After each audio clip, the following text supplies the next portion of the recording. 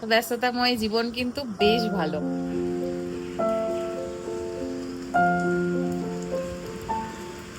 মুম্বাইয়ের বেশিরভাগ বাড়িতে বারান্দা থাকে না, অথচ এই এক ফালি বাড়তি জায়গাটুকু যে কখনো কখনো আমাদের হাতের মুঠোয় একটা গোটা আকাশ এনে দিতে পারে, তা এখানে এসে ভালো করে বুঝতে পেরেছি। যদিও নতুন ফ্ল্যাটের স্ট্রাকচারে বারান্দা আবার ফিরে আসছে, তবু হিরণময়ের অফিস প্রদত্ত যে ফ্ল্যাটে আমরা থাকি, সেখানে জানলার বাইরের এই ছোট্ট অংশটুকুই আমাদের মনের উঠোন। ব্যস্ত শহরের কংক্রিটের ভিড়ে এটুকুই আমার সবুজ আশ্রয়, এটুকুই আমার বারান্দা, আমার মনের উঠোন, আমার একফালি আকাশ। ছোট্ট জায়গাতে তাই এলোমেলোভাবে সাজিয়েছি ভালোবাসার কয়েকটা গাছ। যখন আমি ওদের আদর করি, ওরাও হাওয়ায় হাওয়ায় ফিরিয়ে দেয় অনেকখানি সতেজতা।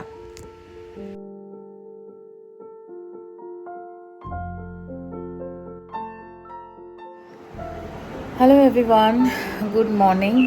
কেমন আছো সবাই? আশা করছি সবাই খুব ভালো আছো।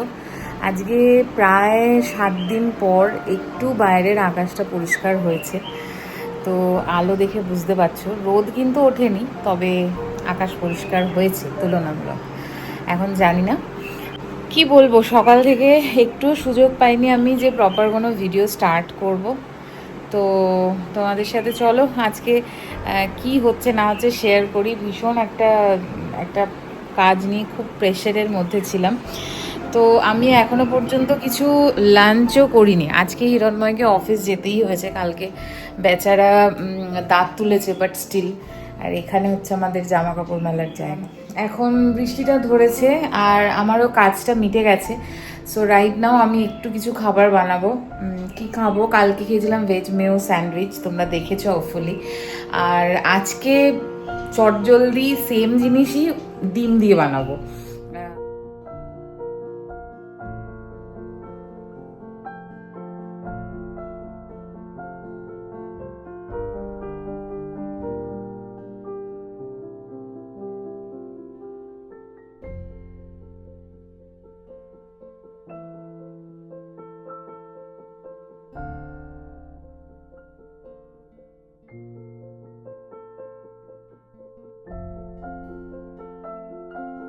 আজকে সকালবেলা স্নান তো করে নিয়েছি, কিন্তু স্নানটাও এত তড়িঘড়ি করে করেছি, মুখে যে একটু ফেস ওয়াশ দেবো সেটাও পর্যন্ত হয়নি।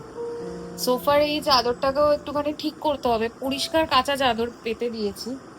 আমি না সবসময় সোফার কভার ইউজ করি না, করি ঘুরিয়ে ফিরিয়ে।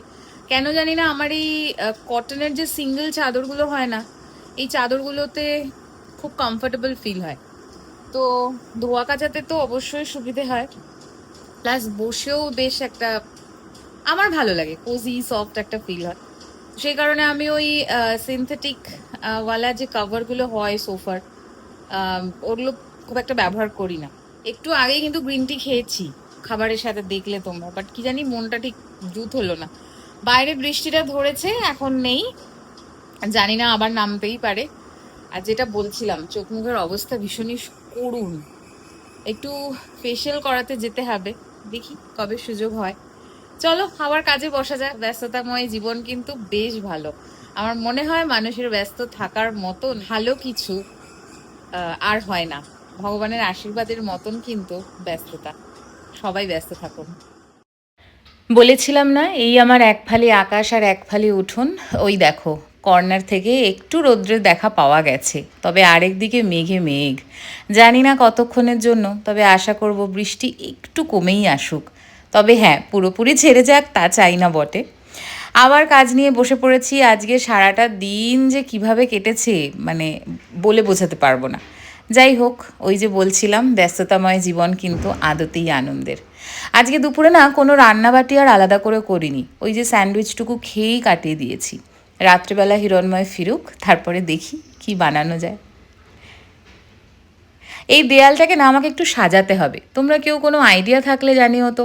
খুবই বাজে হয়ে গেছে দেখতে, আসলে বেলুন বা কিছু লাগিয়ে না ওখানে আঠার দাগ হয়ে গেছে। সো আই থিঙ্ক কালার করতে হবে। আজ অফিস সারতে সারতে প্রায় রাত 9টা বেজে গিয়েছিল। টুকরো টুকরো কাজ যখন পেন্ডিং হয়ে যায় তখন অনেকটা প্রেশার চলে আসে। তাই আজ রাতের খাবারে খিচুড়ি আর আলু ভাজা। খাওয়া দাওয়ার পর্ব মিটলেও ওষুধ পর্ব এখন দুজনেরই চলছে একদম জোর কদমে। তাই টপার টপ যে কটা ওষুধ খাওয়ার ছিল খেয়ে একটা স্বস্তির নিঃশ্বাস। স্বস্তি এই শব্দটা এখন বেশ দামি হয়ে গেছে। তাই মন ভালো করতে আরও এক টুকরো মিষ্টি মুখ নিয়ে বসলাম। বলো তো কী খাচ্ছি?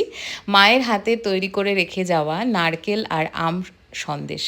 এর প্রসেসটা তোমাদের সাথে শেয়ার করব, আমার কাছে ভিডিও করে রাখা আছে।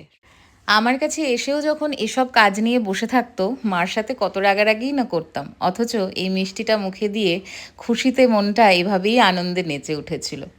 চলো আজ এতটুকুই, দেখা হবে নতুন আরেকটা ব্লগে। ততক্ষণের জন্য সবাই হাসতে থাকো, আনন্দে থাকো, দেখতে থাকো turn the page. Good night.